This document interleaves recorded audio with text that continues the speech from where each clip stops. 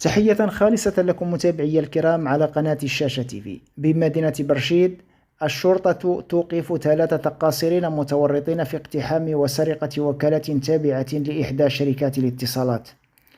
تمكنت عناصر الشرطة القضائية بالمنطقة الإقليمية للأمن بمدينة برشيد يوم الخميس 15 دجنبر الجاري من توقيف 3 قاصرين من بينهم شقيقان، وذلك للاشتباه في تورطهم في قضية تتعلق بالسرقة بالكسر من داخل وكالة تابعة لأحد متعهدي الاتصالات.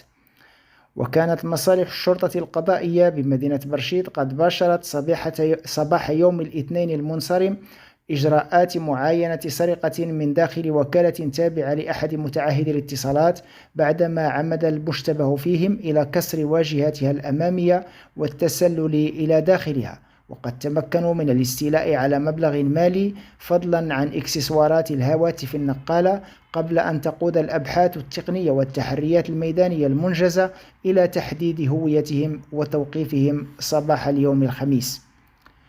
كما مكنت إجراءات التفتيش المنجزة في إطار هذه القضية من حجز هاتفين نقالين وأغراض شخصية يشتبه في كونها من عائدات هذه الأفعال الإجرامية.